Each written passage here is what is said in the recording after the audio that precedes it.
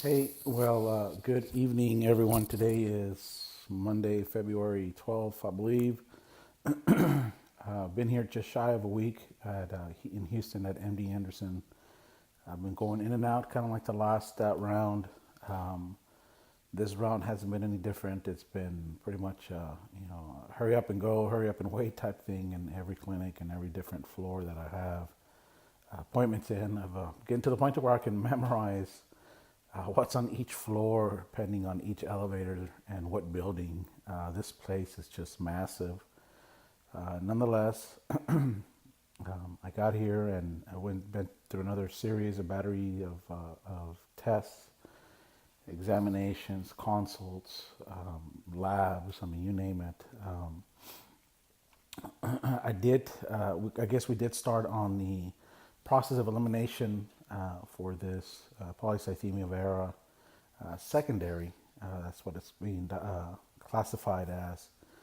And the kidneys are good, liver's good, most of my organs are good. The heart is good, of course. We did discover that my spleen, which is definitely right here, right underneath your rib cage, was enlarged.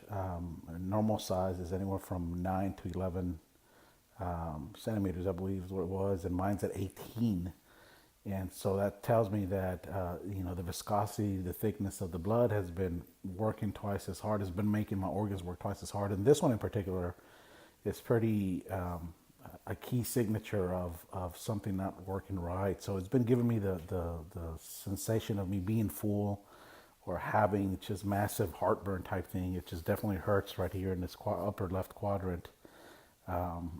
Nonetheless, I mentioned to the doctor the very first day I was here, and he kind of ruled it out. He's like, look, he's like, you're a big guy. Yours doesn't feel enlarged. And so lo and behold, go figure, I was right, but not in a egocentric way. It just goes to show that sometimes we know our bodies a lot better than the doctors or even strangers, despite of their years of study and fellowship and so on and so forth. So I tend to listen to my body more than anything. This is how this all got started. I have that intimate connection with the higher self, if you may, when something's not right, something doesn't line up. And so I pay attention to it after I listen to it, after it knocks on my window, for the most part. My diabetes is completely under control, so much that it's being classified as pre-diabetic now.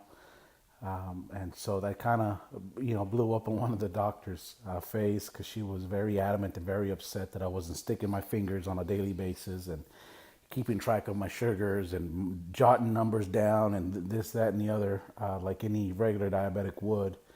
And lo and behold, I told her, it's like, look, I don't need to do that. I've been managing this for quite some time, and I know exactly where I'm at, on fasting or even 2 hours, 3 hours after I eat. And so I guess she didn't believe me. She ended up, sticking me for blood level or sugar level. And, I told her, like, look, usually I'm between 150 and 170 after I eat, and I was right at 151. So I wasn't too far off. So diabetes is good. I did have a CAT scan, a CT, my abdomen, and that's where they actually identified the enlarged spleen. The other thing that we did notice was there was a lesion, a 5 millimeter lesion on the head of my pancreas. That's not pancreatitis or anything. They don't know what it is. They don't know if it's trauma from either my surgery, from my last back surgery. One of my, or on my last back surgery, they had to go in from the front and move everything out of the way so that they can get to my lower back.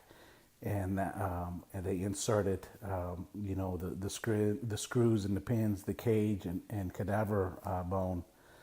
So it could have been from that, or it could be from the enlarged spleen that is pushing on the pancreas. The pancreas is one of the glands that is very sensitive, and it could be one of those two things. Right now, they're calling it a benign growth, benign tumor. So nothing to get scared of, like I did at first when I started this whole journey. Um, Spent the weekend here, kind of just regroup, recharge. I ended up making it all the way down to the Gulf of Mexico yesterday. I took a drive for several hours and threw my fishing poles out there just to see if I can catch anything. But I wasn't there to catch anything. I was there to catch rest. Just be one with nature and just retreat. And I got my batteries charged, my spiritual batteries charged until this morning, of course. Been sleeping pretty crappy, pretty terrible, averaging maybe about 2-3 hours of sleep, non high quality sleep, mind you. So the only thing left to do to rule out this polycythemia vera, secondary polycythemia vera, is the sleep study. So literally, I was supposed to be in a sleep study right now. I had the consult this morning, and one of the schedulers dropped the ball, and so nothing was scheduled for tonight. It got dropped so bad that they didn't even submit the insurance claim for it, and so I was a little bit upset. But nonetheless, I'm ready to come home, so that this gets me home at least a day sooner. The the consult today also, had me do, or after the consult today, I went ahead and did some more studies on my lungs to make sure there was no atrophy, no blocking, or anything in the lungs. And so I did this cool test where they put me kind of like in a box, a plastic box, and I had to blow through a series of machines and do a series of breathing exercises and whatnot. And so it was kind of weird at first. I did get a little claustrophobic because I was getting hot in there. Mind you, I'm already cooking for the most part. I always feel very hot, and so just being in there doing the breathing exercises, kind of just put me over my limits. And so it took a little bit normal than usual. I was, pretty much worn out and exhausted. And so in the process of me doing that, I got called up for an x-ray, a chest x-ray. And so I'll be getting all the results from the labs today, from all those studies today, hopefully later on in the week. For the sleep study, I just went ahead and grabbed a hand receipt or script, and I'm going to get that done in Oklahoma City and start, that process over there and sending the results over here. I'm already set up for several different appointments towards the end of March here at MD Anderson, so I'll be coming back down again in March. You see, I had another treatment today, which went really, really well. Every time I go, I always get poked at least once a day. It's to the point to where I'm starting to show on my veins just the numerous pokes and whatnot. But I didn't think I would ever be saying this, but I'm happy to receive a poke through a needle and give blood, because essentially that's what gets me to feel better.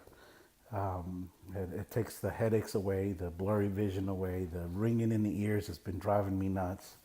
It takes the blush, the hot feeling away, and several other different things. So it helps me out to give blood. So we'll be doing that on a continuous basis. It's called phlebotomy treatment.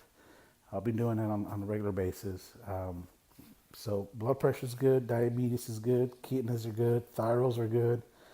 Like I said, we've gone through the whole process of elimination.